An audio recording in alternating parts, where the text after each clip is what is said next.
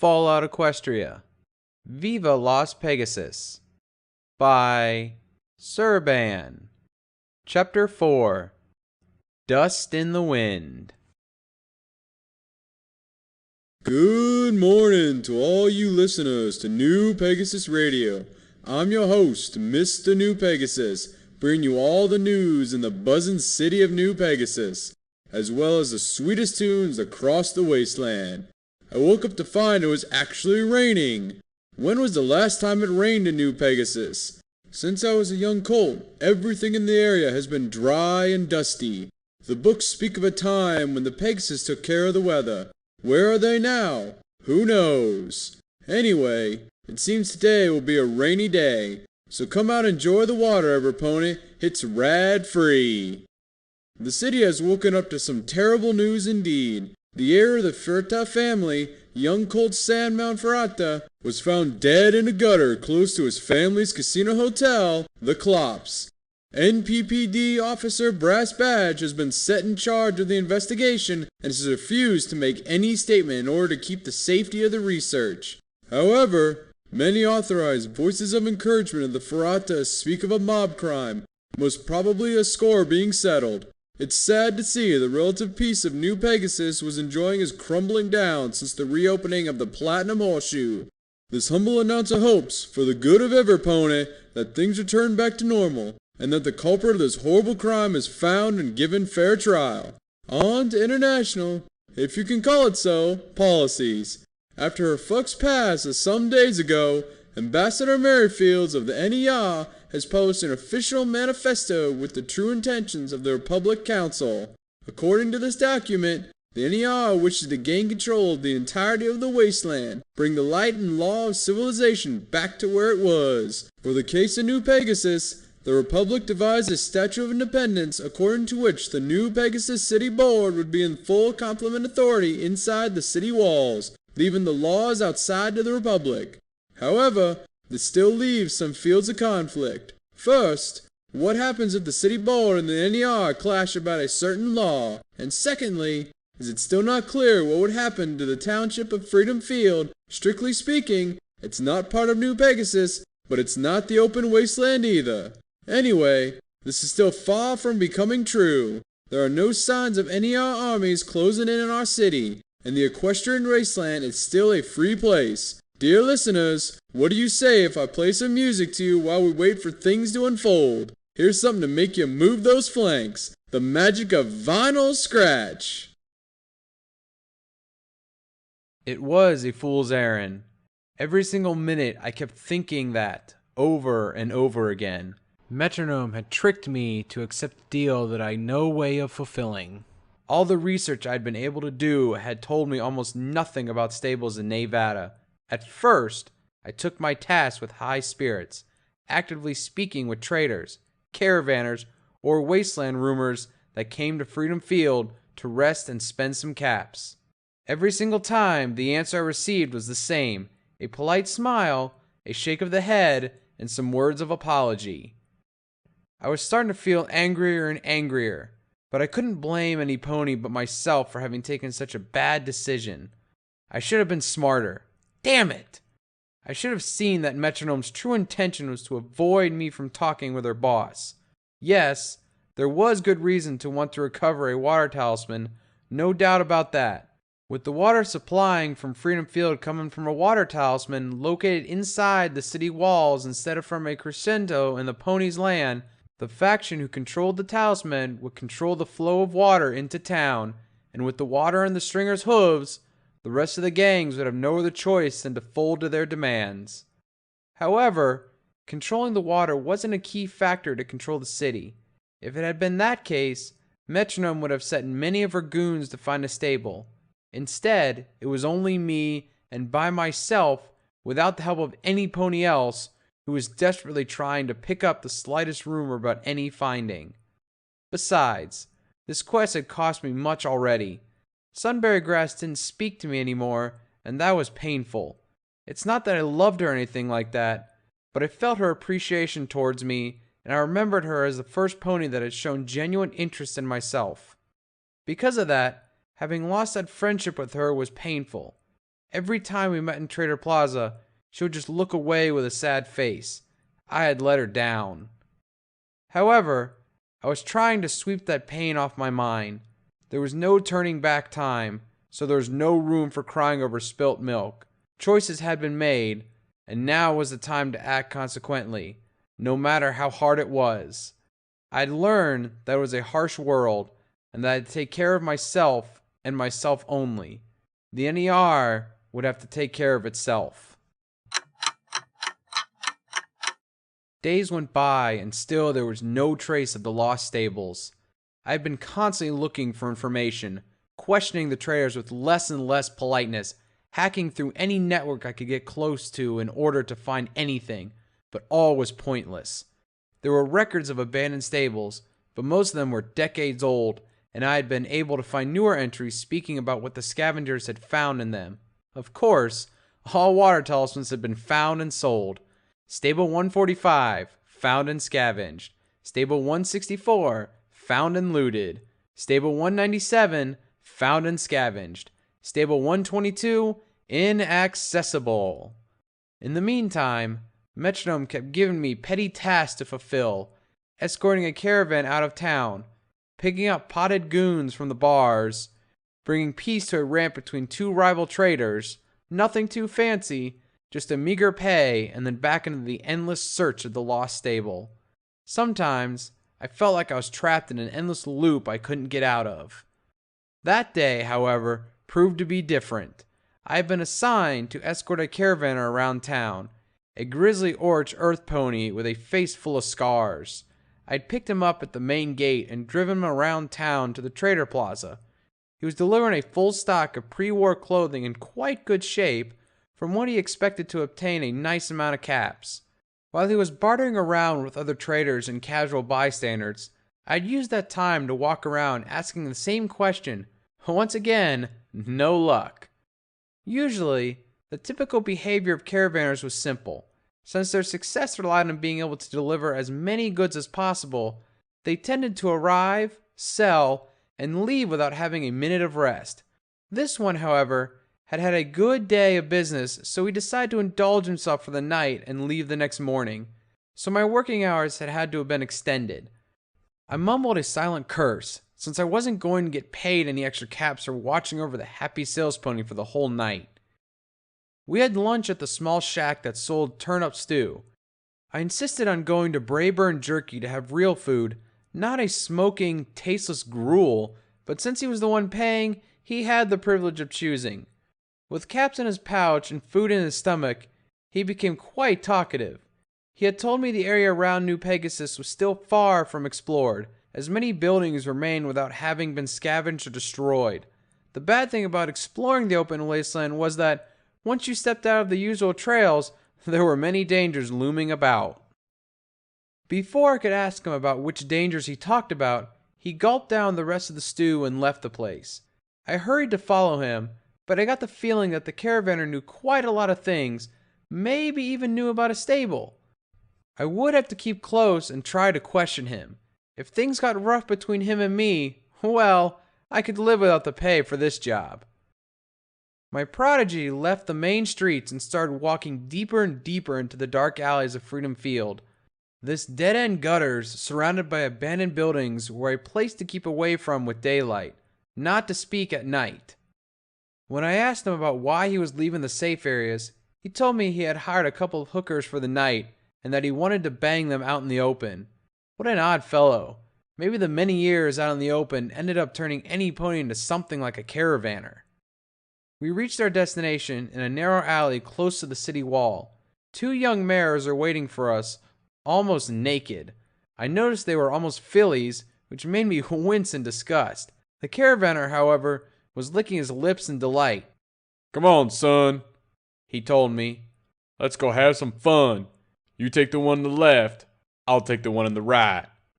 Sorry, sir. I shook my head.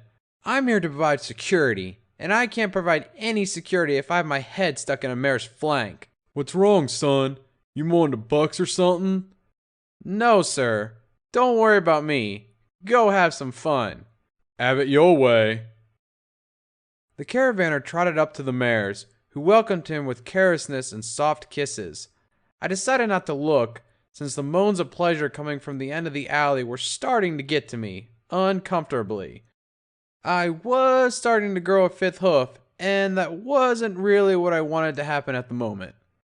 Suddenly, apart from the chorus of moans and sighs from the caravaner and the two hookers, another sound caught my attention. It was very subtle at the beginning, but it was starting to grow in intensity. But after a minute, I recognized it was the sound of hoofsteps. It was a trap. Come to think of it, it wasn't too surprising. Wealthy caravaner comes across boasting about great catch of the day and hires two hookers to have a threesome in a back alley. It was only a matter of time that the hookers or their pimps took the risk of setting up a trap to have him robbed. The only thing they hadn't counted on was me, or maybe they had, and I was in for a nasty surprise. I decided to crouch behind a dumpster in one of the sides of the alley and readied my trusty lead lily. This would be the first real gunfight I was going to be involved in, since a retaliation against the rogue couriers in their place hadn't been much of a gunfight. It had been execution, nothing more and nothing less. The hoofsteps were getting closer. I'd cocked my rifle and activated the EFS. 2 incoming points, not yet hostile. They didn't count on me, it seems, but if they did, they would probably have brought more muscle and they'd be more on guard already. These two, however, seemed to be strolling around the park. Suddenly they stopped and the dots turned red. Now they were hostile. Okay, fella. A voice sounded like a battered radio spoke. Give us all your money. What? I looked at the caravaner. He was still on top of one of the mares, but his face showed no pleasure. Instead, he looked puzzled. Didn't you hear me? Your caps. The caravaner didn't move anymore, and the two hookers were looking at each other in true fear. It seemed they weren't counting on this earlier. I saw the two dots get closer as the two muggers walked around towards the 3 victims. 1 second later, they had overcome my position and had walked past me without even looking behind the dumpster. It was clear they weren't expecting any pony else in the meeting. Too bad for them. I quickly got up and aimed lead lily at the closest pony, ready to see if my training had paid off. I took a deep breath and pulled the trigger. The magnum round of the rifle punched a big hole in the first thug's face, spraying the second one with blood and brains. It had been a clean shot from just a couple of meters away, so there wasn't much merit to it. The second thug, caught totally off guard, turned around aiming a revolver towards me. His armor, even if stained with blood, carried a symbol I quickly recognized. The head of a mare, meaning these were buckmare thugs. You! The second goon had recognized me. Metronome was right saying that I was a wanted pony. I should have shot without thinking twice, but I didn't. Instead, I smirked and played fancy, moving in circles around him while he tried to take aim. If I moved fast enough, he wouldn't be able to get a clear shot. The only problem was that I couldn't aim while moving either. Thus, instead of ending the confrontation in a quick and easy way, I had driven myself in a stalemate. For being a smart pony, I could be a dumbass sometimes.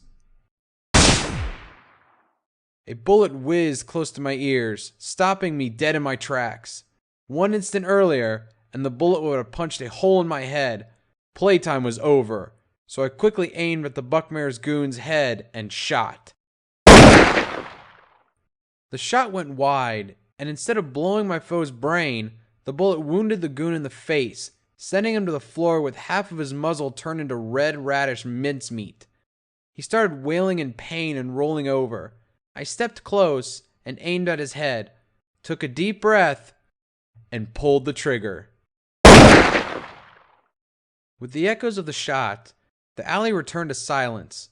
Even if that pony had tried to kill me, he didn't deserve to go down in agony, so I took him out of his suffering. I started reloading lead lily, and while I was doing that, I realized what had just happened. I looked around to see 2 dead bodies forming puddles of blood in the floor, one with 2 holes in his head, the first the size of a cap, the second the size of an apple. Another one with half his face torn apart.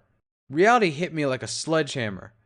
I had killed 2 ponies, all by myself. I felt the world tumble, and I had to open my legs not to fall to the side. I had already seen death eye to eye in the gunfight with the couriers. I had already shot 1 pony dead, but I was following orders. This time, I had acted on my own, and I had ended 2 lives almost in the blink of an eye. Raising above the shock, my mind started clicking once again. Why was I feeling bad? Wasn't I supposed to provide security to a pony? And wasn't that pony being mugged at that moment? And most importantly, weren't the muggers part of one of the gangs I'd wanted to take down? Hadn't I put my life in the line? The answer to all these questions was positive. I was acting according to my assignment. I delivered a blow to those who almost killed me, and I had killed to avoid being killed myself. Therefore, I stood shaking off those feelings of guilt. In a world where a step in the wrong direction could have shot you down, mercilessly, feeling bad for having shot any pony down was just nonsense. Meanwhile, as I sunk in deep meditation about my actions, the caravaner had returned to the action and was already on top of one of the hookers. I paid him little attention and searched through the bodies of the dead thugs, looking for any orders that could have sent them here. I found some caps, a couple of magical bandages, and some bullets for my rifle. There was no trace of any document. Maybe they had acted on their own free will after all. Then I had headed to the caravaner. He had taken enough risks, and I was willing to drag him out of town since I wasn't going to get in another gunfight because of him. Something in his saddlebags caught my attention as I was going to end his party. It was a blue and yellow canister, like the ones the workers in the stable used to carry around with fresh water. I remembered mine, probably still lying in the drawer of my office. It was like the one I saw in the saddlebag, blue and yellow with a big 188 printed on the sides. I lifted the one in the caravaner's bag to take a better look at it, and to my surprise, the number on the canister was 173. I quickly took a look at my pip buck, where I'd stored all the information about the existing stables, and the stable 173 was nowhere to be found. I smiled, my heart throbbing with glee. I'd found the lost stable. Now I just needed to know where it was, and I knew who was going to tell me. "All right, pal. End of the party," I said smugly. What? "I said it's over." I looked at the hookers with a cold glare. "You two, get lost." I floated Lead Lily close to me just in case, but the 2 mares quickly got the message and left in a gallop. The caravaner was looking at me with anger in his face and his pants still on the ground. What the fuck do you think you're doing, you idiot? He yelled. "My job didn't involve keeping you safe where you were having a menage a trois. I could have forgotten all about you and let those 2 scumbags punch some holes in your sorry hide. However, I didn't, but I'm not getting paid for it, so you might as well give me that little extra." I ain't paying you, you lousy fuck. "Good, because I want no caps. I want information." I kicked the canister towards him. "Where's stable 173? What? The caravaner laughed. If you think I'm telling you that, you're a dumb fool. "Maybe," I said calmly while cocking my rifle. "But I am a dumb fool with a gun. I can shoot you and say you were attacked by muggers in a dark alley." Idiot. If you kill me, you will never know where the stable is.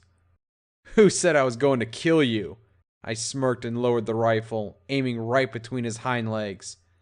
"Tell me where the stable is, or you won't have fun anymore." No. He kept trying to act strong, but I was in control now. His little friend was his weak spot.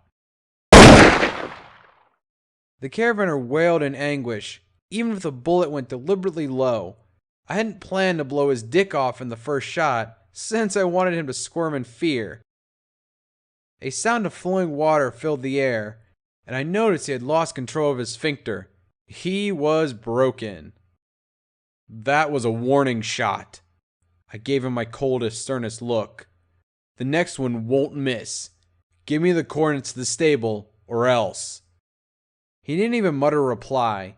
He just nodded and handed me a piece of paper with a makeshift map of the area.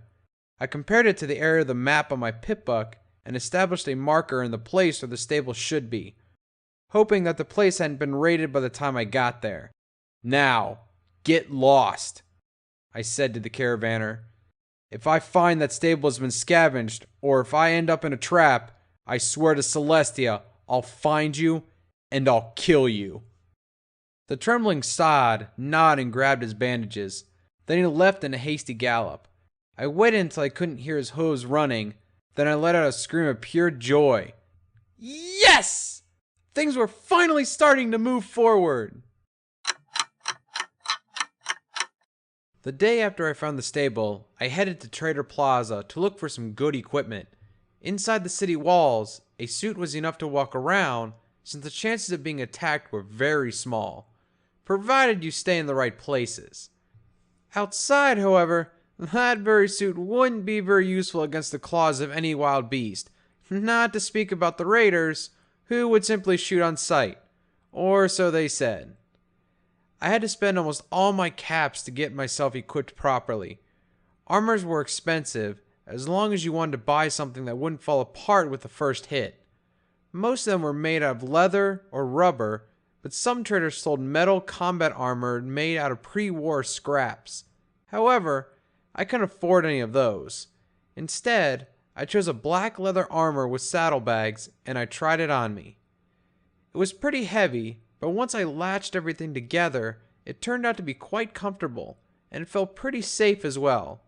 Also, the saddlebags allowed me to carry many more things in the pockets of my suit. Come to think of it, the armor was almost as comfortable as the stable jumpsuit, and it gave me a less singular look than a suit. So I would blend in better with the ponies of the Wasteland. In a few words, it was a perfect fit. Then, I used the rest of my caps to buy ammunition and supplies, such as food and bandages. The medical appeal was a monopoly of the followers, so that was a no-go for me, but I managed to barter some medical bandages from a caravaner. He charged me an insane lot of caps for the bandages, so they were part of his private stack. But I couldn't risk going out in the open without some sort of medical aid on me, so I had to pay. Equipped and eager, I left Trader Plaza.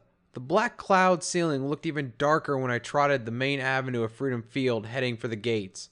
Finally, I was going to enter the Equestrian Wasteland, looking for the talisman Metronome had asked me to find. The gates opened and I crossed them. Then they closed behind me. Things were about to get real. The Wasteland was unforgiving and utterly deadly, but there was a natural elegance and charm to it. When I first saw the world that stretched beyond the city, I found myself staring at the horizon, set ablaze by the red sand of the Nevada desert. The crags and hills that popped out from behind the crumbling remains of what had been left outside the walls showed all the range of colors from golden yellow to blood red. Then the line of the horizon beneath the thick clouds shone with a transition from sky blue to bright pink. There was something more.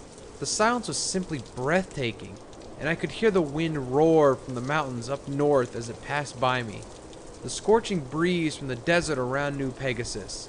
Inside the city, there was always some noise, either the sound of a conversation, some pony laughing and stomping, the music from a radio, or the humming of some electronic device. Out here, it all went mute, allowing the hear of the wind whistle. The raindrops which had started falling not too long ago tapped against the floor, the rustling of the dry grass. Even if all implied death and destruction, it was just beautiful. Another difference was suppler, since I was the only pony that could perceive it, and it was the silence my eyes forward sparkle had sunken into. In Freedom Field, the EFS was constantly reporting close activity, although it was mostly neutral or friendly. Out in the open, there was nothing apart from the faint arrow pointing towards my marker, the abandoned stable the caravaner had pointed me towards, and I wanted to search. Besides that, nothing at all. Just me in the middle of nowhere. All that beauty was deceitful though, as it has countless dangers for the untrained traveler. After I had left the walls of Freedom Field, I entered a world that was very similar to what I had left behind, but there were little differences. I kept treading through a ruined urban environment, transvesting roads of cracked tarmac or walkways of broken concrete slabs, leaving ruined buildings left and right. However, the feeling was different. In Freedom Field, an empty building was empty, whereas out here, an empty building could harbor anything from a rad roach to a gang of bloodthirsty raiders. I held a lead lily tightly in my muzzle, locked and loaded, ready to fire against any possible threat. The rain started pouring more and more over me. Even if at first I'd enjoyed the fresh drops of water hitting my back and wetting me, it was starting to be a bit too much. The armor was starting to gather water in the joints and its weight had increased, making it far tougher for me to carry on. Plus, the tarmac was broken in many places, leaving holes that had filled with water, turning the sand beneath into mud. So trying not to get too tired, I decided to find shelter in a still-standing building in what seemed to be a shop. Light poured inside the small store through a broken staircase window. Its frame opened like a wide mouth in a silent, endless scream, while small spurts of dust fluttered up and down in the pale streams of daylight. The rest of the shop remained in a partial penumbra, but I was able to outline all the small department with a quick glance. The used layout didn't differ much from the stores that still endured inside Freedom Field, and it was composed by shelves spanning along the walls, a large cooler lying in the middle of the shop, and a container close to the door. Everything in the shop looked as if it had been left 2 or 3 days ago, except for the fact that it was all covered in century-long dust. It was funny to see that no pony had decided to enter the place in all this time. There was going to be some loot to find if...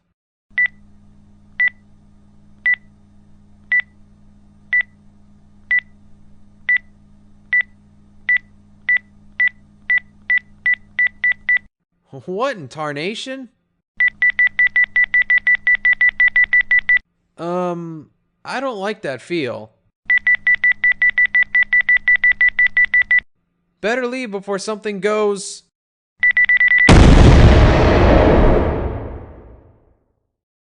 I was hurled away by an explosion, feeling like something red hot had struck my flank. I landed back outside in the rain over a forming pool of my own blood. The pain drew small stars in my sight and made it hard for me to breathe. I couldn't get up, and my right flank was wet before from water and blood. I rolled over to see a piece of shrapnel piercing deeply in my flesh, right in the middle of my flank. Probably right in the middle of my cutie mark. Bullseye! I gasped.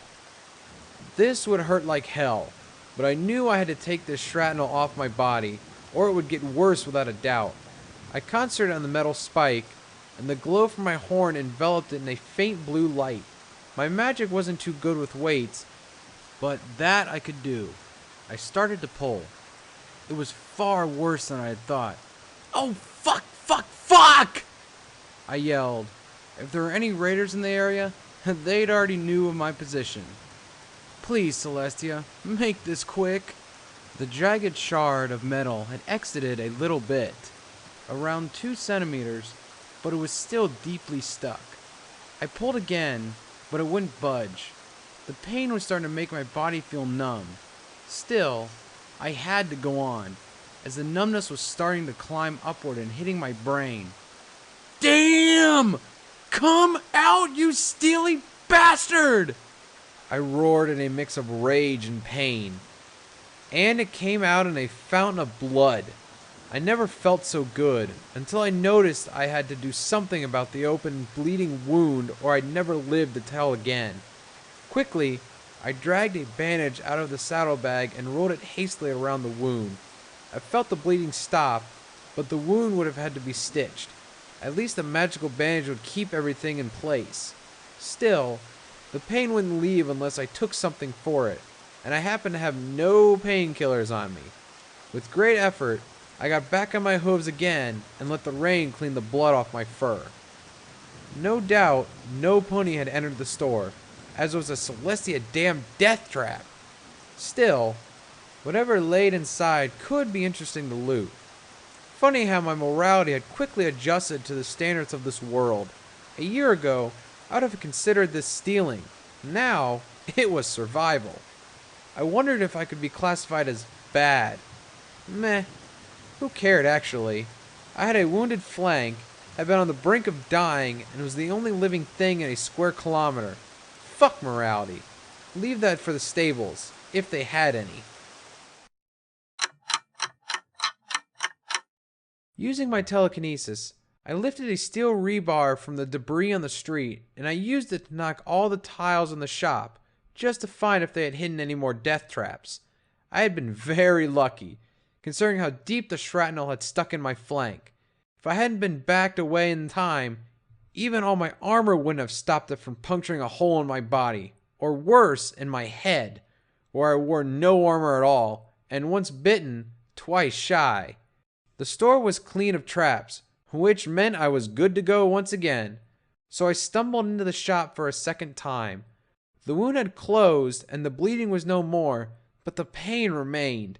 Every single step meant a titanic effort, but once here, I had to check the store, even if it was just to fill my pride. Shelves full of dusty cleaning products looked at me in the penumbra of the small shop. Nothing of use to me here, as I had no knowledge of what I could do in the wasteland with 3 boxes of Albrixo cleaner or 2 bottles of turpentine.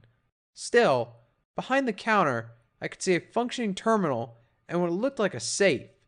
Even if the safe could contain juicy stuff, I aimed for the terminal first, for 2 reasons. First, my lockpicking skills were absolutely pathetic, and second, I had no lockpicking tools whatsoever. However, my upgraded pip-buck and my tech savvy would surely give me the edge on the terminal. The terminal prompted for a password. I picked a cable from the pip-buck and jacked it into the terminal's entry port, which welcomed the connection with a faint beep. The device on my hoof asked for some data from the terminal, such as the serial number of the model type, data which I had no trouble finding in the casing of my computer. Once entered, the pip-buck buzzed and numbers started flashing in both screens. The buzzing endured for 10 seconds more or less, and then the terminal beeped again, letting me know the protection had been overridden. The menu offered me the choice of reading a series of diary entries or opening the safe. For some reason, probably to feel my curiosity upon why the wasteland was still so urban, I started off with the logs. The safe could wait a little longer. Entry 77. Everything's dead. No radio, no telephone, no power, no nothing. Still, the news kept coming, and the neighbors are very scared. Old Mr. Peachtree came yesterday and said Manhattan had been hit. No pony knows anything for sure, but I heard that over 2 million lives were reaped there. So horrible. Is it our fate as well? Miss Limestone said that Nayless Bass Garrison hasn't been deployed yet. Does that mean we're safe? Or is it simply that they don't know what to do? Entry 80. I just heard about Canterlot. I'm still crying for our poor princesses. Such horror. How do we end up this way? I used to know a zebra long ago, Nasa. She was so sweet, with that funny way of speaking she had. I wondered what would have happened to her. Some soldiers from Nayless came a while ago giving instructions. It seemed Las Pegasus would be safe. However, they said some bombs didn't fall too far away from here, so there was a certain radiation danger. We're supposed to sell Rad safe and Radaway from now on. I prayed to Celestia, wherever she may be, that we didn't have to sell too many. Entry 88. It's been a dark week. We haven't seen the sun. According to Miss Peachtree, the zebra bombs hit Cloudsdale some days ago, killing every pony there. Since the Pegasi have closed the skies and haven't hidden beneath their cloud curtain, these cowards, they left us here to rot. I'm glad I didn't know many Pegasi. So that's what happened to the Pegasi. It was pretty much explained why there were none to be found anywhere, and why the new Pegasus walls had no anti-air defenses. Entry 125. The wall around Las Pegasus centered and finished. Now it's called New Pegasus, and they're letting no pony inside.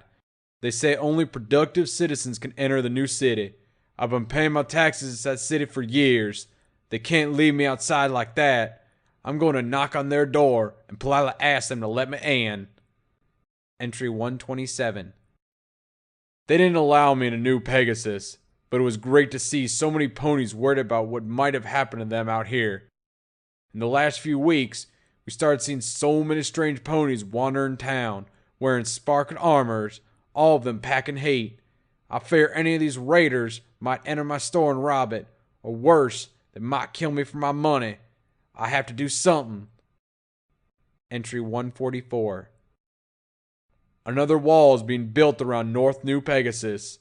It seems that folks worried for their future have decided to build themselves a new township. Mr. Branch told me that every pony will be free to enter and settle as long as they respect some rules of engagement. They've gone to call it Freedom Field. Sunflower says it's a lousy name, but for me it's as good any. What matters is that it'll be a safe place to live. I hope we can move in the store in there. Entry 165. I knew this day had come, but that doesn't make it any easier. We had managed to get our shelves in a small shack in Freedom Field, but they didn't allow us to start a business in there. We'll have to find a new living in there. However, the store is still mine, so I've decided to rig it all with the mine so that no pony can come in and rob what's mine. I brought in a case of 20 mines from one of these raiders, and I'm going to arm them as my leave. Someday, I'll come back to claim what's mine.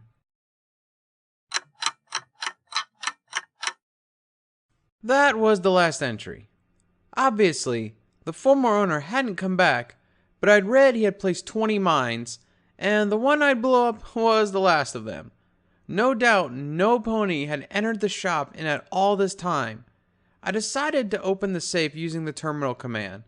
The safe buzzed and unlocked with a gentle click, and I used my magic to pull the door open. I didn't know what I was trying to find, but what was there was definitely interesting. A gun. A perfectly working, almost shiny pitch black pistol that screamed, "Awesome!" all over it. Smooth lines, well balanced both for mouth or magic, lightweight, and a small carving of a cloud with a thunderbolt on the hilt. It seemed like a great loot, so I took it with me. It wouldn't replace my Reaper rifle, but still, it would make for a good secondary weapon, if my rifle decided it didn't want to shoot anymore. Packing everything into my saddlebags, I came out of the shop once again. This time, it had stopped raining, but the thick black cloud ceiling was still up in the sky. I trotted down the street, paying attention to everything around, trying to hear voices in the wind, trying to see shapes in the distance, but there was nothing. I was alone. As I kept advancing towards the mysterious stable, the buildings started to disappear from my surroundings. Many of the standing houses weren't more than jagged pillars of stone, brick and metal, standing defiant to the will of the wasteland. There were many scorch marks on the walls, bullet holes and pieces of shrapnel around, what made me believe this had been used as a shooting range for raiders and such. And this is what made the owner of the shop want to leave it and head for Freedom Field. Slowly, the last houses of old Las Pegasus suburbs were left behind me, and the urban landscape was substituted by a dry plain. Everywhere I looked, everything was full of yellow and orch tones, instead of the brick red, cinder block gray, or asphalt black. Still, a few small shacks remained here and there, scattered over the desert. I checked on the map once again. I'd have to turn left in order to head towards the stable I was looking for. I would have done that if a gunshot hadn't broken my silence. Common sense told me to leave. Logic told me to avoid any confrontation since I wasn't ready to fight any pony, because my flanks still hurt like hell and I couldn't walk properly, let alone run. Even if I was rather confident with my rifle, I wasn't trained in hoof-to-hoof combat, and my current condition wasn't the best to make a run for it. Still, something inside me started lifting my rifle in combat stance and slowly walked towards the noise. My EFS beeped, showing 4 points, 3 marked in red and 1 in green, 3 hostiles and 1 friendly, dead ahead. Whatever it was located behind a small grassy knoll. I crept upward, my rifle before me, trying not to make a single noise. Almost crawling, I reached the top of the knoll and looked beyond. What I witnessed almost made me throw up once again. 3 hostiles, indeed. 3 bucks, clad in armors made of rubber, scrap metal, black leather, iron spikes, and what looked like bones, were firing at the upper floor of a 2-story building in ruins, where the friendly pony was hiding. On the floor below, I saw 2 ponies, a stallion and a mare, both dead and horribly mutilated. Their limbs had been torn apart, their guts were spilled all over the floor, and their blood formed gruesome chrism pools on the stand. Plus, one of the raiders had severed the patch of hide with the cutie mark of each of them and wore the marks as a mockery trophy. Even if I had already seen my share of violence and evil in Freedom Field, this was just degenerate. "Oh, come on. We promise we won't hurt you," one of the raiders groaned. "That's right," another followed. "We only want to play with you." "Yeah, right, Frisco," the first crackled. "You'll be the only one to play. After that, you'll leave her so used up we won't have any more fun." "Shut up, Bosco," Frisco scowled. "You banged up her mom pretty well. She was almost dead by the time I got to grab her. Also, I don't think you small Frank can walk anymore." I felt bile come up my throat. Fucking degenerates. They had raped and killed the mare, and most probably killed the stallion while she was watched. And there was another one left. "Please, just leave me alone. Just go, please," a voice cried out desperately. A filly. A damn filly. How could they? Celestia, why? This was the Wasteland? Well, something, somewhere, had to have gone terribly wrong. Rage was clouding my mind, and I had to do something about it. So I aimed my rifle and activated SATs. Suddenly, the world changed. My perception became sharp, almost Celestia tier.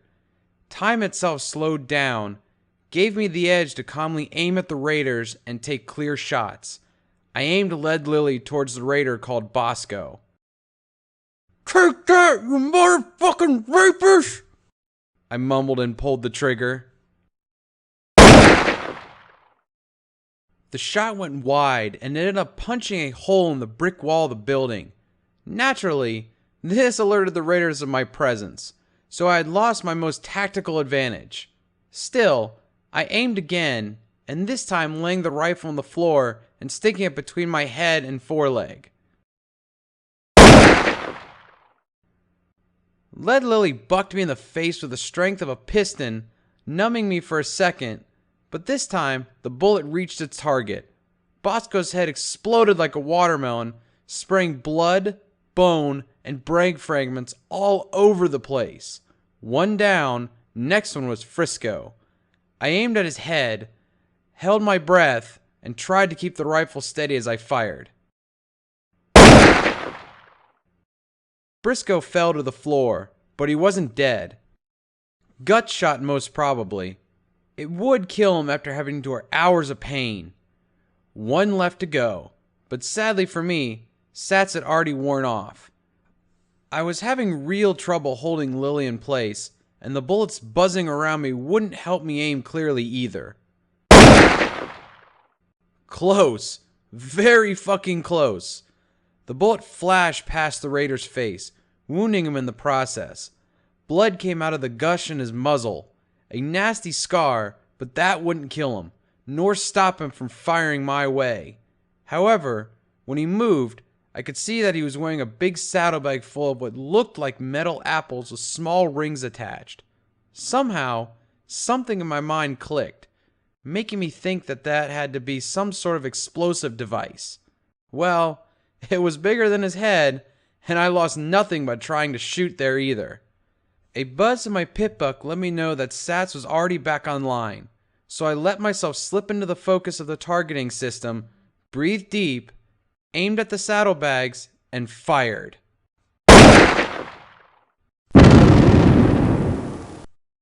Fireworks followed, since a bunch of explosive apples triggered themselves in a sort of chain reaction. The silent raider was reduced to mincemeat, which landed everywhere in 10-meter radius. It made it look as if Briscoe and Frisco had been gunned down in a hail of bullets, since they were all caked in the third raider's blood. I stepped out of my cover, heading towards the building. The filly hadn't seen anything since the firefight started. "Hey, little one," I called out. "It's okay. Come out. The raiders are no more, and I mean no harm. Honest." "You bastard," a voice groggled. That wasn't the filly, and I suddenly realized that Frisco wasn't dead yet. I quickly aimed Lily at him and fired. 2 shots, but I only fired 1. I felt as if a spear of fire punched from me from below, setting my whole body in flames. Frisco was dead on the floor, but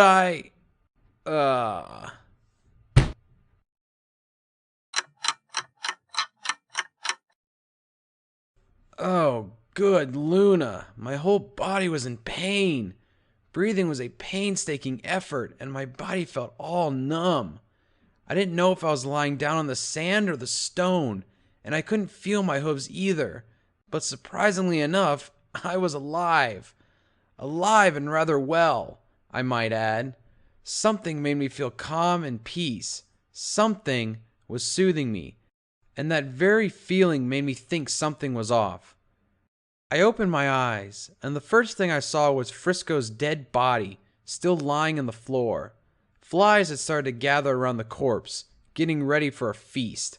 Nothing had changed from the moment before Briscoe shot me down, but something felt different. Soothing. Calm. I tried to move my head to see what it could be, but a sting of pain forced me to keep it in the original position. I grumbled in pain. "Oh, you're awake." The voice of the filly came clear from behind. Suddenly, a unicorn filly appeared before me, with a broad smile on her face. She was a faint pink color, with a fiery red mane with white stripes. She was still a blank flank, so she had to be very young, but she was healing me. By herself! "You're getting along pretty well, and that's good. I took the bullet out and stitched the wounds, both the gunshot and the ugly one on your flank. You really should carry more healing potions when traveling in the Wasteland," she said sternly. "I can't thank you enough for saving me. I'm Desert Rose. Pleased to meet you." "Hi." I tried to grin. "I'm Farsight. The pleasure's all mine." "Hi, Farsight. I think I'm done." She left me on the floor. I fought with my body to get back on my hooves. It was very painful, but I'd have to cope with it. "Thank you," I smiled. "What happened here? Were those your parents?" "No, my parents died a long time ago," she answered with a streak of sadness gracing her face. "These were Mr. and Mrs. Pewter. We pretended to be a family, and they always said how nice it was to be my uncle and auntie. They argued a lot about money. Uncle Pewter had gambled too much on the 4 little diamonds, so we had to leave Freedom Field. That was a week ago." Rose looked down and away, hiding newly formed tears as a present came rolling back in her mind. "These ponies, they woke us up in the middle of the night. They killed Uncle Pewter. They... I offered my shoulder and patted her on the back. There we stood in somber silence as Rose hopefully came to grips with what had just transpired. I wondered if the Buckmares had been cruel enough to send these degenerates to claim such a debt, or if it was just a random chance. "Listen, Rose," my voice echoed in the silence, and I looked down on this one foal. It was selfish of me, but considering the alternatives, I hoped she would not refuse. I know this is very sudden, but we can't stay here for much longer. I made a lot of noise, and I'd rather not stay for whatever comes looking. Even if they weren't your real uncle and aunt, you probably have time to say goodbye." Rose looked up with me with reddish eyes and quivering lips. You're taking me with you?" It was almost as if she was accusing me of taking her away from something, but here, there were only dead ponies and desert. I can't fight like you did. No, but you did a good job on my wounds, much better than I could have done it by myself, and I could use the company. While Rose said goodbye to the dead, I checked out Frisco's pockets. It wasn't much. Some caps, bullets for his pistol, and a package of inhalers wrapped inside a paper bag. Written on the paper bag in hasty, big letters was the word Dash. I stored it in my bags, but didn't like the way they looked. Bosco carried a badge of sorts. 2 unicorn heads crossed, NER. It seemed like a soldier tag. Could this be the unicorns Goldie had talked about? You're robbing them? I looked up and saw Rose looking at me from afar. Isn't that bad? I stopped searching, puzzled by her question. Desert Rose had morality? I couldn't help but smile at the thought, considering that she had lived her entire life in the wastes and still knew right from wrong gave me hope. But this scene of morals had to be wiped out of her before they killed her. Rose, they are dead. It's not bad to steal from the dead. Rose mumbled something I couldn't make out what it was. She had already been through a lot in this very short time, so I didn't ask what. There would be time for talking later.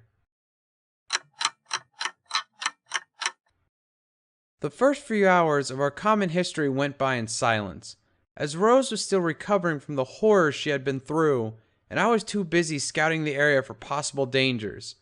The area that we were crossing right now was a sandy basin, a large extension of white and golden dunes, where the wind formed small vortexes of dust that danced before us in the sort of silent waltz. I found myself mesmerized by the wonders of nature.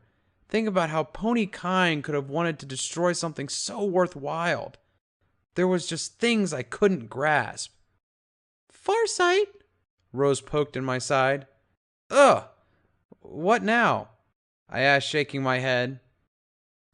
Can I ask you something? Rose smiled shyly as we were still getting to know each other.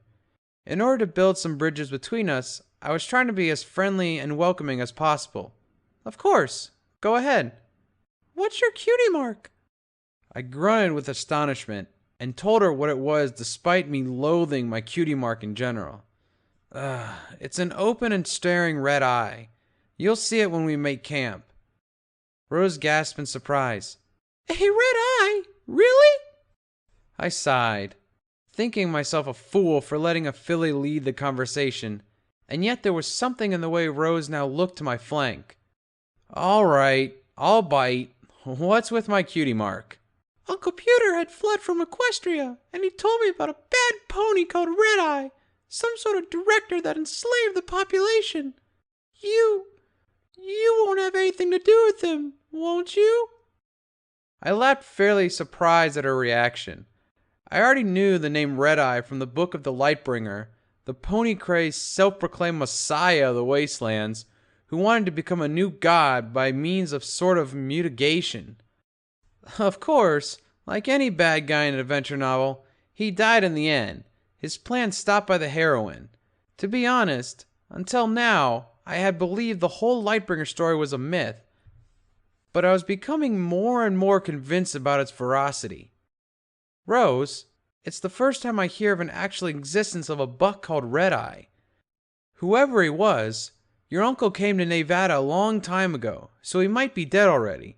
I've never been as far away from New Pegasus as I am right now, which means that I have nothing to do with Red Eye. It's all a funny coincidence. All right. Rose seemed to have believed me, as she looked calmer now. And you, Rose, what's your cutie mark? I have none. I still haven't found my talent. She lowered her head in regret. And what is wrong with it? I asked. The way I see it, you have limitless potential to become what you want to become. You'll get your cutie mark someday, but don't get obsessed with it. Look at me. I have mine, but I don't know what my special talent is. Rose gave me a kind smile, and we continued walking towards our target. So, What did you say we were looking for? Rose asked. A stable. Somewhere close from here, I replied. Yep. And what's a stable? She asked with villainous curiosity. Well, a stable is... I had to explain what a stable was for the first time, and I couldn't find the words to do so. Even if I'd lived in one for years. You are aware that this place used to be something different than a wasteland long ago, aren't you? Yeah, so they tell, but I think it's a fairy tale. You might as well be right. However, it seems that before the war, some ponies called Stable Tech built a series of shelters to survive a hypothetical megaspell war. What's hypothetical? Possibly, not sure, theoretical. Whatever. In a case of war, some chosen ponies would move into the stables, which would allow them to survive the Holocaust. I was born and raised in one of them, but they kicked me out. I don't want to talk about it. Why not? Rose whined. I went through some rough times. I felt sorrow clutch me once again. Just when I thought I'd finally banished my past from my soul, Rose's innocent curiosity was bringing it back. I was cast out because I spoke too much, because I wanted to do the right thing, and that was uncomfortable to some ponies. Then, when they had the chance to free themselves of me, they didn't think twice, and I ended up walking through this mad world. I could have lived peacefully if I'd learned my place. Do you regret having done what you did? Rose asked, a surprisingly good question. No, I did what my mind told me was right. Then don't blame yourself, Rose smiled. I don't know you, but I think that it is very deep you think that you're one at fault.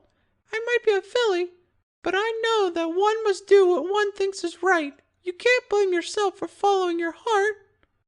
I looked at the filly and smiled sadly, but not because of her. I felt sad for all the time I had spent dreaming of how my life would have been down in the stable. Rose had opened my eyes, so to speak. Her words tore through the thoughts apart and shone new light in my life. Now, Stable 188 was nothing more than a score I would have to settle sometime. Thanks, Rose. I hugged her again. Thank you so much. You're welcome, she grinned. Why are you looking for a stable then? I need to find something that's only in a stable. Oh, and what's in those stables we need to find? A water talisman. Before you ask, it's a magic device that creates water. It helps to keep the water supply of the stable running. But won't the ponies that live in the stable need it? I was starting to like Rose, because she asked some good questions, even for a small filly. It seems it's abandoned. Something is off with the stable business. Shouldn't I be worried? I don't know. I honestly don't know. Maybe you should have this. I lifted the black handgun and hovered it towards Rose. A gun? I can't. Take it. Even if you don't use it, it's better than being unarmed. We don't know what we might find. I don't know. She shuddered. Poor Rose.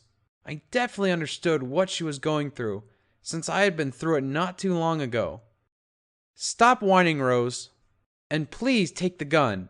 I hope you don't have to use it, but please, please, pretty please with a cherry on top. I can't be protecting you every single minute. Okay. Rose shrugged and took the gun and ammo. She seemed confused about it, looking at it over once, twice, 3 times. Aim the cannon to the enemy and pull the trigger. And remember to hold the gun tightly. It's that simple. Uh-huh.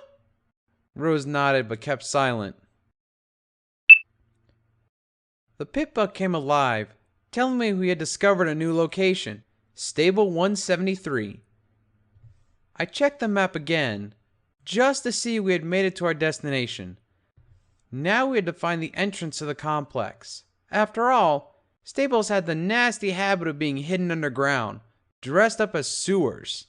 This time, it wasn't that hard, as a lonely shack stood out in the middle of the desert. The shack was nothing but the cover for another pony hole, this one with the number 173 engraved on it.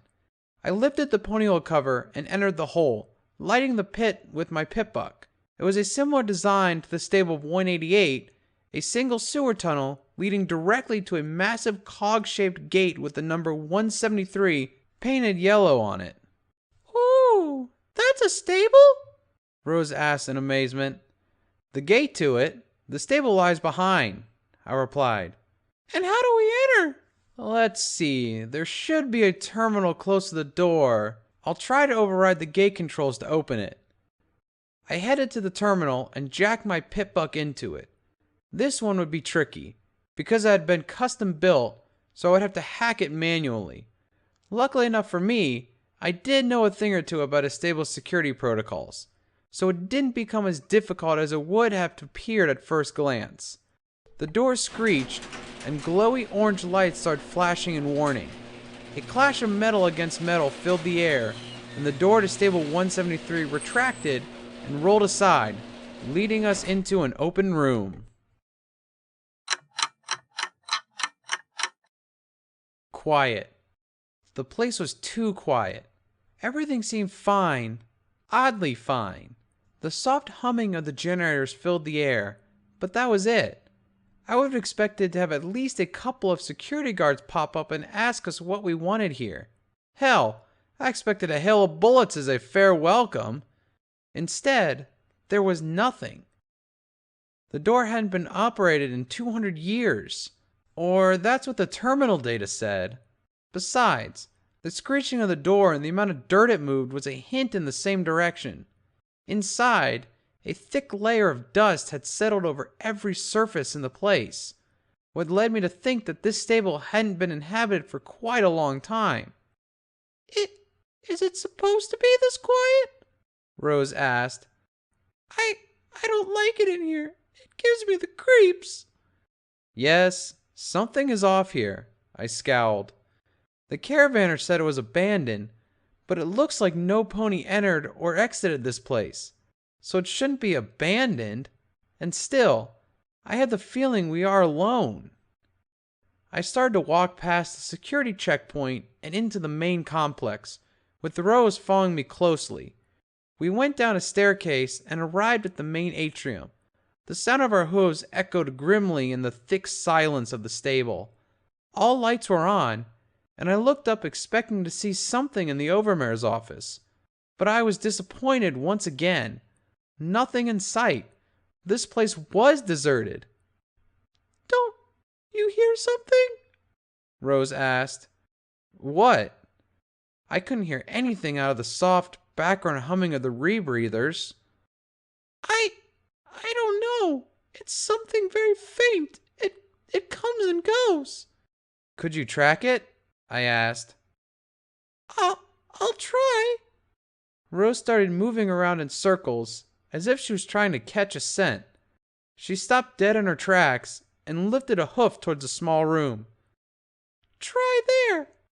The room in question was a small utility room in the corner of the atrium. I opened the door by pressing a button with my hoof, and I almost fell on my flanks. What sort of horror had happened in here? "What's wrong?" Rose came closer. "Rose, don't!" I tried to stop her. "Ah!" Rose screamed and bolted away, crying. "Rose, stop! Come back!" I ran after her, catching her before she could come any further. She was crying and shaking in fear. I tried to comfort her, but I was too scared myself to provide any safety to the poor filly. What I had seen in the room went beyond the craziest, darkest of my nightmares. The back wall of the room, usually a gray concrete wall, had been painted with the face of a hellish mare. Her mane, totally flat, fell before her face, covering one half of it. The other half was giving a deadly glare. Her eye contracted to a tiny dot, her muzzle forming a blood-frenzied smile, all by itself. It would have been horrid. But it was even more disgusting when I noticed it had been painted in blood. The rotting body of a young pony was lying on the floor. It couldn't have been much older than a filly. Was this her doing? That face! Rose cried.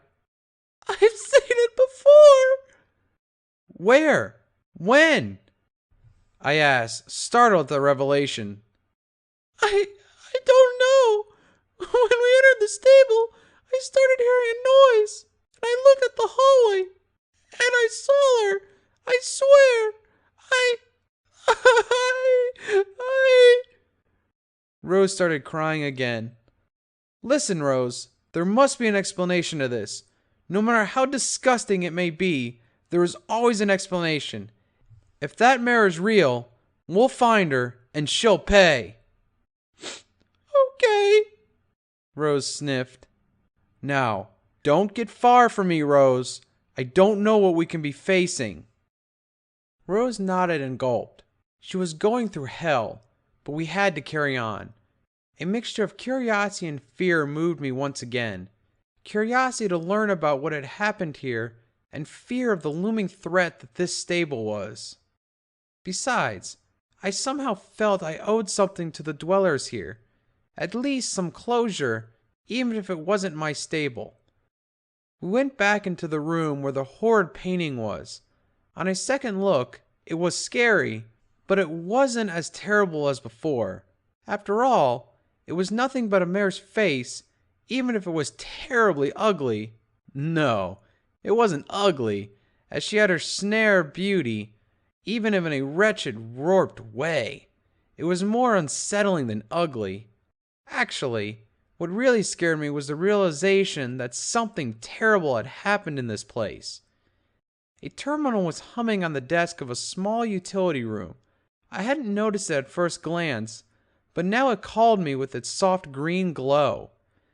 I felt that diving into computers gave me a moment of peace from the turmoil of the wasteland. I readied the pip-buck to breach the security of the terminal, but I noticed it was unlocked, so I pressed a key and started reading. Lavender. The word lavender appeared all around in every single file of memory. Actually, it was the only word that appeared in the terminal. Lavender everywhere. Who or what was this Lavender? Only the last entry, which had been jotted down a few months ago, was readable. Finally, it's complete. Lavender is here with me.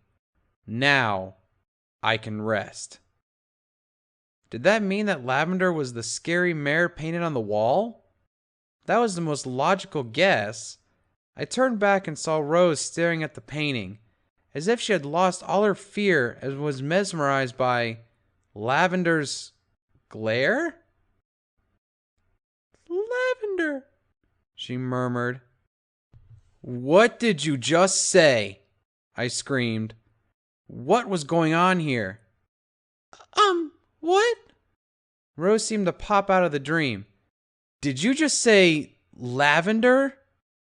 I didn't say anything. Well, not that I remember.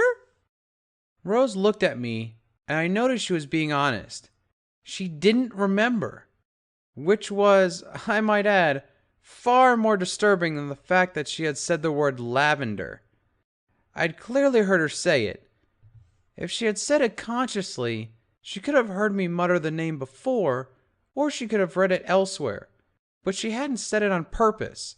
Something else was talking through her. Something that seemingly affected young ponies first, taking into the account that I hadn't felt anything out of the ordinary. We walked past the atrium and into the medical wing of the stable. I feared we might be seeing true bloodshed here, taking into account that we had witnessed a truly hellish scene in a small room. However, the room was clean. Too clean. No remains of the stretchers, no dirty tools on the trays.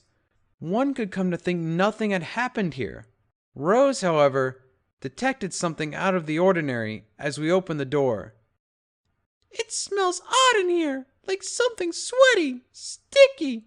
I don't like this smell. Rose waved a hoof, trying to sweep the smell off her face. I didn't like it either. It was sticky indeed. A madly sweat smell that made my gut churn. It was a smell of blood and death. I'd smelled it in the fort when I was recovering. It was the smell of a ghoul, the smell of decay, but there was nothing my EFS was detecting. Rose advanced towards what looked like the morgue of the medical wing. "Stop, Rose." I looked at her sternly. "Let me go first."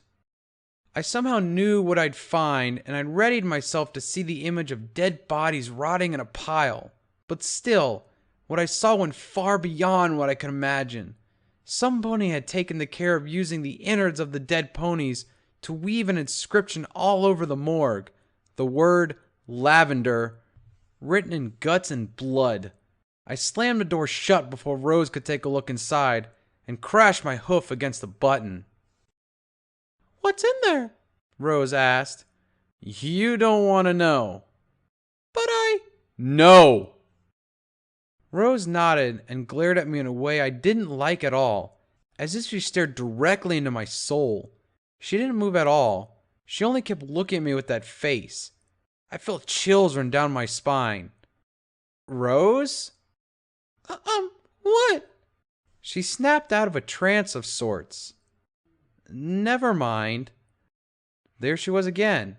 Something was definitely messing with her mind, and I was starting to feel worried about my own safety. Would I end up like the rest of the ponies in the stable? Gruesomely murdered as a sacrifice to whatever that Lavender was? I spotted a terminal glowing close to the entrance of the medical wing. I unlocked it, no password once again, and started reading through the entries. Most of them were routine entries, reporting colds or mild injuries, such as a sprained hoof. However, sometime later entries started to become interesting. Entry 1616. "Cinnamon started acting funny yesterday on her class. She said she could hear ponies calling by her name, but no pony heard anything but her. Not that I wanted to doubt her honesty, but all the tests I conducted went negative. She still keeps saying some pony is calling her. Just that, calling her." Entry 1688. "Cinnamon keeps on talking about the Lavender pony. No pony knows who she is, but apparently she's supposed to be a mare. She's becoming obsessed with her, and the worst thing about it is that more colts and fillies have started mentioning Lavender. They speak about seeing her in the dark hallways, hearing her on the ducks. I sometimes think Lavender is a ghost story the fillies invented to have fun. Still, there's something weird about it. I'm starting to be afraid of the colts and fillies around here." Entry 1777. "We found Cinnamon dead yesterday. She had slit her forehooves yesterday and written Lavender all around her room until she died of blood loss. It was a horrible sight. I hadn't been able to sleep all night. That image haunts me every time I close my eyes. What scared me even more was that the young ones didn't even stir when we told them that Cinnamon had died. It felt like they had seen it coming. And now all the stable talks about Lavender. If we wanted to spread a horror story, we've just made it." Entry 1833. "Raincloud attacked her parents last night with a knife. The father is okay, but some shallow cuts. Her mother, on the other hand, took a stab to the lung. My crew is working very hard to heal her, but I'm not too optimistic. The overmare decided to confine Raincloud into a small utility room close to the atrium. I've been hearing her mindless blabbering about Lavender all morning. I want to talk to her, but the overmare won't let me. Says it's dangerous." Entry 1861. "We stopped hearing Raincloud yesterday. I immediately thought something was wrong, but the overmare insisted on waiting. When she had finally decided to go check up on her, we found her dead in a pool of her own blood. She had slit her throat with a makeshift blade, but the most horrifying thing we found is the picture on the wall. She painted the face of a mare using her blood as paint. It's a horrible. I feeling like the mare on the wall stares into my soul. Is this the dreaded Lavender?" Entry 1914. "Attacks have increased in the last few days. Since the death of Raincloud, all the colts have gone nuts about Lavender. They speak about having to feed blood to the mare, having to offer sacrifice to the almighty Lavender. What is this madness? Who is behind all this? I'm afraid to walk the hallways alone. Entry 1966. This will be my last diary entry, most probably. The colts have run amok, stabbing and killing every pony in the stable, screaming Lavender like a prayer to an evil god. I have locked myself and some other ponies in the medical wing. We have supplies and some weapons, so I think we can take for a while. However, we won't last forever. At some point, we'll have to open the door again to look for more supplies. What's that? They're out of here. I can hear them slamming the door and tinkering with the switch. I hope they can't override the lock, or we'll be cornered. Please, Celeste, help us! Such horror, such madness. I felt shivers from the very thought of what had happened in this place. We had only scraped the surface of the Edric monstrosity that the stable had been through. We, or only me, most probably. Rose kept acting weird, shifting between what seemed to be two planes of reality. There was the Rose I had met, firm in her resolve, silent yet fairly expressive. The Rose I was really starting to like. But then, without any kind of warning, another Rose came forward. She would stop like dead in her tracks. She would start humming discordantly. Something was messing with her mind. And what freaked me out the most is the second Rose was starting to gain control over the first. We left the medical wing and headed towards the main quarters. Stains of blood were more and more frequent as we trotted down the silent halls of the stable, and I could feel the air thickening as we advanced. It was probably a trick of my mind, a product of my fear, but I swear I started to have actual trouble breathing. Rose, on the other hoof, seemed to follow me without any difficulty. The quarters were the image any pony could have of hell. Caked blood covered the walls. Graffiti made of guts and bodily fluids had covered the gray concrete, turning it into a coat of red, brown, and black, and the word Lavender appeared every few steps. One of the rooms was grimly decorated with the bones of other ponies, their skeletons forming geometric patterns of the most diverse kind, and faces everywhere, like the ones we saw in the utility room. The one eye piercing my soul with its hellish glare, this maniacal smile. Who was Lavender? Room by room, I checked every single one looking for the information that could clarify what had happened here. From what I saw lying on the floor, I assumed that every single pony had died in an orgy of blood and that we were the only ones alive in what had become a massive grave. In one of the last ones, I was lucky enough to find a working holotape and played it after having closed the door behind me. I didn't want Rose to hear anything since she was acting very strangely. I don't know what has happened to all the clerks and fillies in the stable. First cinnamon twirl, then rain cloud, and now the rest are acting weird. They keep talking about this Lavender mare. They say she's coming. They say she speaks to them, but in a way we can't hear her. Only they can. I have studied psychology, so I know what I'm talking about, and this really overwhelms me. There must be foul play behind all this. As a cult, me and my friends did make up horror stories to have fun, but this is not usual behavior. This has become viral, like if they become infected by something that makes them hear things, see things, and finally become suicidal, or what I'm starting to fear, ponycidal.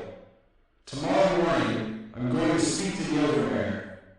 If somebody has the clearance to know something out of the ordinary is happening here, that is her. I have a feeling that she'll have to clarify some stuff. The holotape ended with a hollow click. Indeed, the overmare should have known something about what had happened here. That was the only hope. Either it was that way, or we could be facing a foe too big for us to confront. I opened the room to find Rose standing there like a statue, looking at me eye to eye. That was creepy. So creepy I walked back a step or two. Rose? I shuddered. What again, Farsight? The first Rose, The one that didn't freak me out returned to the front. "What are you doing, Rose?" I asked. "Me? Nothing. Hey, wait a minute. What am I doing here? I was waiting outside the quarters." Now that sent chills running down my spine. She was having memory blackouts, which sounded like the issues the stable Phillies had been through, according to what I had found. Whatever this infection was, it had affected Rose as well and was gaining control of her mind. I had to find out what was going on, and quickly, or I would regret having entered the stable. The overmare's office was right in front of me. Answers, at least. Or that's what I was hoping to find. I needed to get some information on what was going on. Since we left the quarters, Rose had become silent, only to hum that horrible tune every now and then. Evil Rose was back on the saddle, and that was the worst case scenario for me. I stopped and turned around to see what she was up to. She was facing the corridor we had come from, totally silent. Then she slowly turned her head to look at me, with that blood-freezing glare I had seen in the gruesome paintings all across the stable. "Lavender is here," she sung, while giving me the scariest grin I ever seen. "Rose? Rose! Snap out of it!" I was desperate, but I immediately realized there was nothing to be done. Evil Rose had taken over. At least she couldn't hurt me. No, wait. I felt like lightning struck. I had given Rose a gun. Rose had a gun. She knew that, since I saw the small black pistol float out of her small pouch, enveloped in a faint pink glow. I turned around and ran for my life. In other circumstances, I would have tried to fight back, but I couldn't harm a filly. I simply could not. I sprinted towards the overmare's office. If I could lock myself up before she could... She could. The bullet hit my left hind leg, right on the knee. I could almost feel the joint blasting into a million shards, sending waves of burning pain through my body. I fell to the floor, hitting the metal with my belly and face. But I couldn't give up, or I'd be dead. A surge of adrenaline let me crawl into the office and locked myself up. At least, I had gained some time. I stumbled onto the overmare's desk to find the rotting body of a mare behind it. A small pistol lay close to the corpse, which led me to think she had committed suicide. It did sound like there was some foul play indeed. Since the overmare wouldn't be able to tell me anything about the dark secrets of the stable, I would have to drive into her terminal to find them. "I'm coming for you," I heard Rose's voice behind the door, and what was worse, I could see her through a security monitor. She had spotted the camera and was glaring at me with a soul-shattering smirk. I'd have to work fast. Sooner or later, Rose would figure out how to break the lock of the office door, and then I would be cornered, which meant dead, since I was just unable to fight her. I jacked my pit buck into the terminal and started furiously clicking the controls of my reliable hoof monitoring device.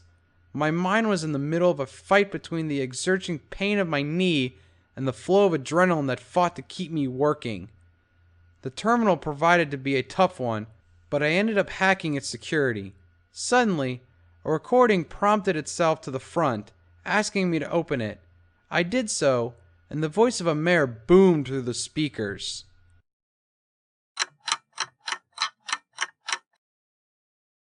Hello there, my name is Scootaloo, president of Stabletech. You might know me from my amazing feats at the gallops and, oh, I hate this. I hate all the formality in these recordings. How many stables have we actually built? Oh well, whatever.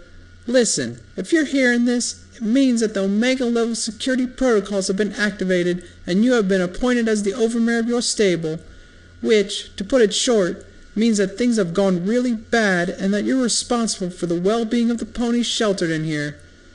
However, at Stabletech, we believe that this crisis is an opportunity, a chance to learn from what we've made wrong, a chance to be better. We have to be better. So, in order to be better, we ask you to conduct an experiment with the ponies living in your facility. There is no harm involved for the population, that I guarantee you. Still, if you do not feel comfortable about it, you are more than welcome not to conduct the investigation. In order to brief you of the details of this experiment, I leave you with the head developer of the program. The voice changed to another mare, higher-pitched one. Hi there, I'm Minty Flake, main developer of the Lavender Fields program here at Stabletech. Your stable has been designed to host the experiments of this research.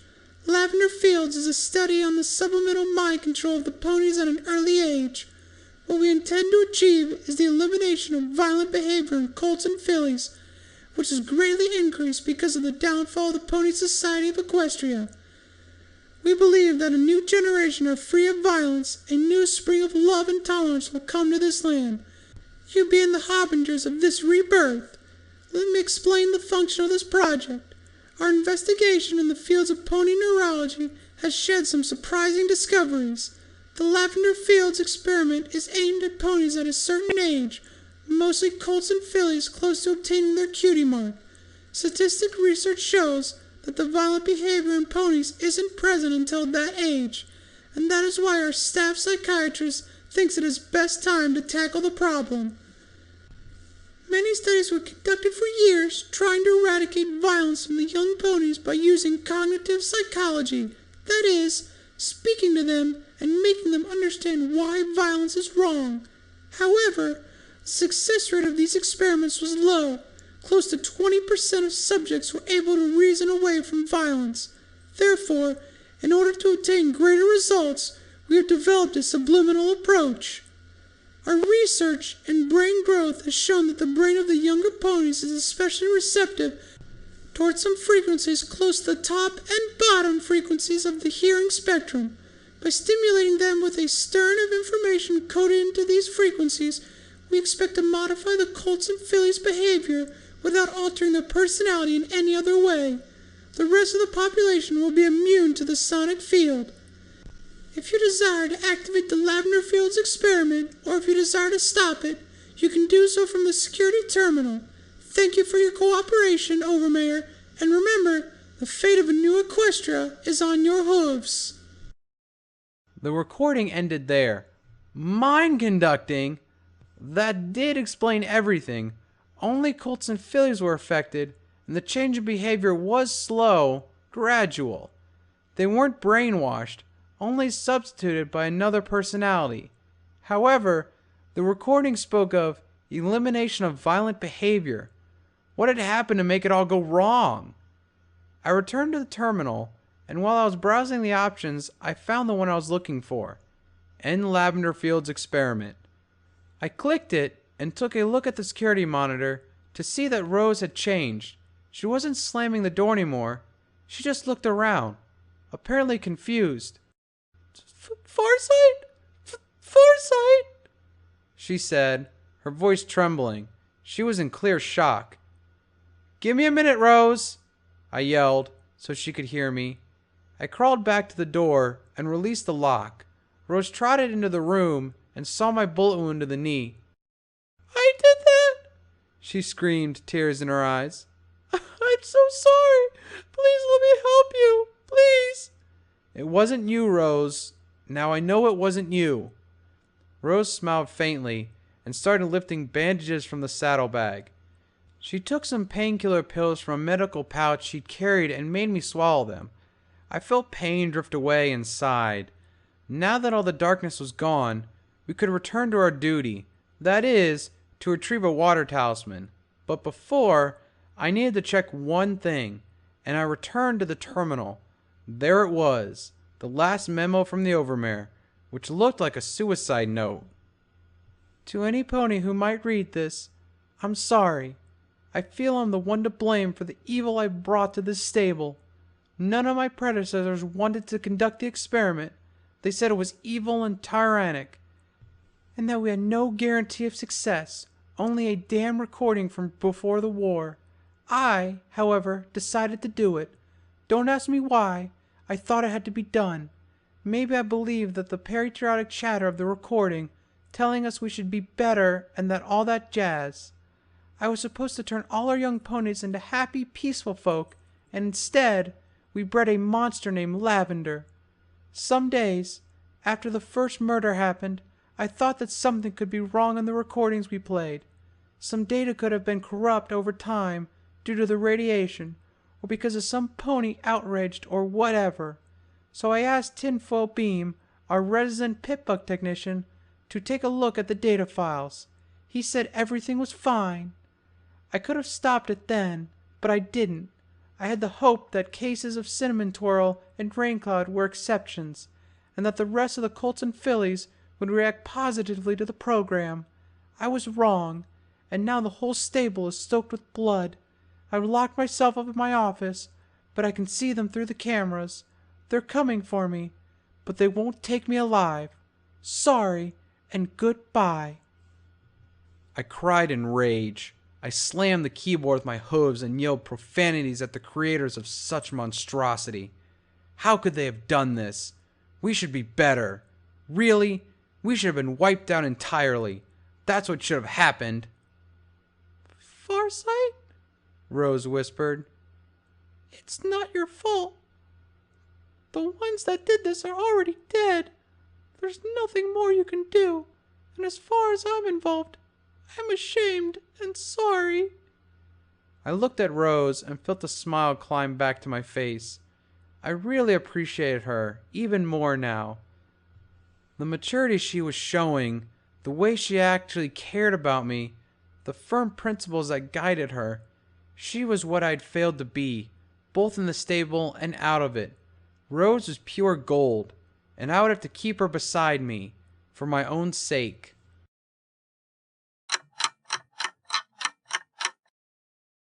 The rest of the trip through the stable was easy in comparison to what we had been through. We left the office to head for the maintenance wing, which was across the atrium to the medical wing, the direct opposite from where we had been through. Unlike the quarters or the rest of the stable, the maintenance wing wasn't soaking in blood and guts. It seemed like the killings had happened at night when the ponies were sleeping. Every minute that passed, we felt more and more uncomfortable in there. It was easy to retrieve the talisman from its housing. A small hack to the water control terminal, 1 or 2 clicks, and the water flow to the rest of the stable was cut. Another click, and the latches that held the terminal in place were unlocked. Carefully, both Rose and I lifted the shiny blue gemstone and placed it in one of our saddlebags. Then, as fast as we could, we left the place never to return again. I couldn't even describe the relief I'd felt when I saw the massive steel door close again, sealing the horror inside.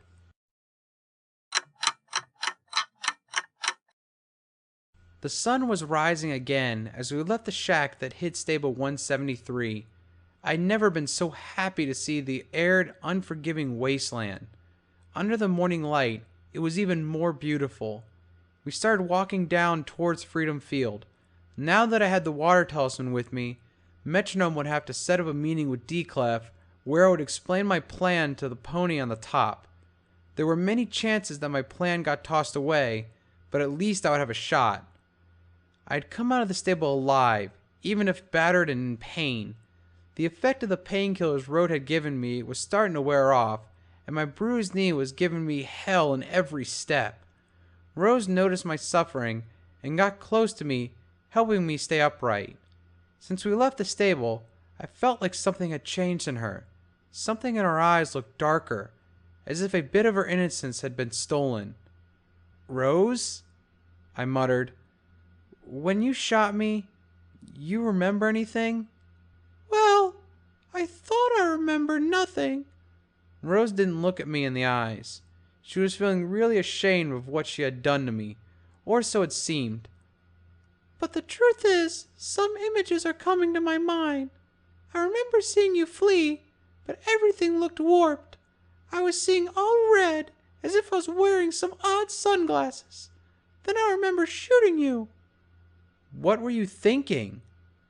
I remember hearing a voice in my head, talking about how nice it was to be friends with me, and how you had to die so she could come see me. Rose sobbed and looked away with shame. I'm so sorry that I couldn't stop myself. She sobbed again. Hey, I know you couldn't, and I forgive you for everything. Don't worry, okay? Thanks. She looked at me with tears in her eyes and a big smile on her face. I smiled at her, feeling warm inside. I liked her, and I wanted her to be happy, since it made me feel good inside. We kept walking in silence for about an hour or two. I scouted forward with my EFS on and the rifle ready, while Roach trotted close to me, watching our back. I knew that in the event of a fight, Rose wouldn't be too capable of defending herself, but at least I had the help of my pit buck in order to anticipate any attack. We returned to the landscape of the ruins and wrecked buildings as we got closer to civilization. Why did we go to the stable? Rose asked suddenly. I told you, I had to find a water talisman. No, that's not what I'm asking. There is a reason why you went to find a water talisman. If you were looking for food or medicine, I'd understand, but a water talisman isn't something you can use right away. I stood still, surprised. Rose was proving to be a very smart filly, always pointing out the right questions. I want something in return. After all, every pony does, and to obtain what I want, I need the water talisman. And what did you want to do eventually? Me? I want a better life, far from the wasteland, and overall, I want justice for what was done to me. The justice you enact for yourself isn't justice, it's revenge. Then I want revenge. I looked at her in the eyes. I could feel her judging me, probably feeling disappointed for having believed in a pony that only wanted to cause more pain. Okay, she smiled, catching me off guard. I wasn't expecting that. You'll have your reasons. I think you're a good pony, and if you want revenge, you'll have your point. Thanks for believing in me, I smiled back at her.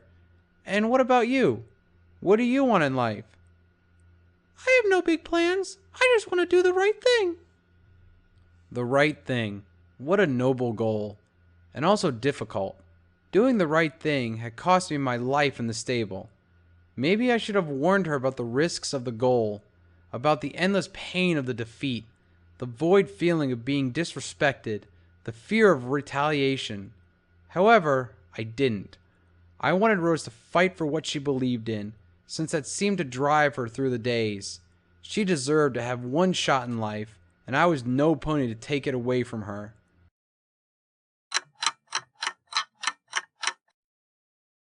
We arrived at Freedom Field with the brink of day. Metronome seemed pretty surprised when she saw me cross the door to the music school. She seemed even more surprised when she saw me unload a water talisman from my saddlebags. And she seemed totally astonished when she saw Little Desert Rose with me. I took surprises 1 and 2 as a fair warning. I was starting to think that she didn't like me at all. After all, she had sent me on a true fool's errand, and even if she couldn't know what was wrong with Stable 173, she wanted me out of the picture. However, I wouldn't go down that easily. I was back with her water talisman, so she would have to schedule a meeting with D-Clef, even if she didn't want to. On the other facts, I think that Rose felt the initial chill between Metronome and me and immediately positioned herself beside me. Ah, well, you made it after all, darling. Metronome groaned, bored. It took me a while, but here I am, I smiled triumphantly. Now we should speak about the meeting. Not so fast, Farsight, darling. I'll let you know when the meeting is set. It'll be soon. I gave you my word. First, I have to check everything is okay with Miss Clef. Okay, I nodded. I was feeling rather impatient, but I knew the best was to leave things as they were. For now. Good. Now you should take a rest. You seem to have had a bad time outside. I'll send Tenderclaw to heal you. Thanks, Metronome. LaRoche, darling, she called, and the black hulk I'd seen in the Tesla bar appeared from the door on the side of the room. What the hell was going on here? Would you please escort our guests to their rooms? Oi, Mademoiselle Metronome. The Roach's voice was what I had pictured it, deep and dark. However, he spoke funny Equestrian, which made him look less imposing. That's why he kept silent, or so I thought. While he came towards us, Metronome had turned around and was leaving the room, staging that our chat was effectively over. Follow me, Sofros-Plate. Roach gently pointed towards the exit. For being a massive hulk, he seemed very polite and modern. Life could be this surprising. Maybe I could use this to my advantage. LaRoche, weren't you working at the Tesla bar? I asked. C'est Viral. However, Madame Clef and Mademoiselle Appert reached an agreement yesterday. Now we're working together to ensure peace in Freedom Field. Say what? Madame Clef came to us with an offer we couldn't refuse. The guarantee of a monopoly in weapons and alcohol trade, plus a non-aggression pact for the future. My gang couldn't say no to such a juicy offer. Now that I remember, you're the one that came to us first, n'est-ce pas? Yes, it was me. I couldn't help to smile softly. My plan, or at least part of it, was moving forward. Maybe my meeting with Dee could turn out useful. Do you know if they spoke about anything else? No, Deslo. They didn't tell me anything else, LaRoche shrugged. In fact, I didn't think I should be telling you any of this. Now let me take you to your rooms. I wasn't getting anything more from our soft-spoken black friend, so I decided not to carry on. For some reason, no matter how gentle he could appear, I had the feeling that the Roche could be merciless if he wanted to. We followed him up the stairs to the second floor of the building, where he took us to two rooms that lie one in front of the other. I saw Rose squeal when she saw the big, comfortable bed, what made me crack a smile. Probably she hadn't seen a bed in her entire life. Meanwhile, I opened the door and left my saddlebags on the floor. The loss of weight was a blessing for my knee injury, and the pain suddenly became much more bearable. I turned around and nodded to the Roche, telling him to leave me alone, politely of course. Nurse Tendercloud will be with you soon. LaRose closed the door, and I heard him go away from our rooms. I took the armor off carefully and looked at myself in the mirror. Half my body had been covered in magical bandages, and most of them were stained with dry blood. Then my knee had become numb, as if I had a wooden leg. At least I could walk, even if I had to stumble around a bit. I laughed at my sight, broken and pathetic. I was amazed about how I had changed over the days, and realized that I had been on the verge of death so many times that my former self would have fainted. I tried to have a peaceful life, but it seemed that peace evaded me. Suddenly, the door opened behind me. Mr. Farsight, I'm here to... Oh my! I turned around, naked as I was, to see Tendercloud, the small nurse mare that had healed me the first time, standing at the door, blushing. I smiled gently and looked at her eyes half closed. Don't worry, honey. I won't bite you. Come in. Yes, please lie down. I obeyed, the gentle smile always in my face, even if my knee hurt. She started to go through my body, swiftly removing bandages and using her magic to heal the stitched wounds. She made me swallow a couple of healing potions while she worked on my knee. Her face of concentration was just lovely. After a couple of hours of hard work, my body was in acceptable condition once again. She picked her things and turned around to leave when I raised a hoof and touched her in the back. Don't go yet, honey. Keep me warm. She turned around, blushing heavily. I raised from the bed and kissed her gently. She could have backed away, but she stayed and kissed me back. Then she giggled and got into bed. The fun had just been doubled.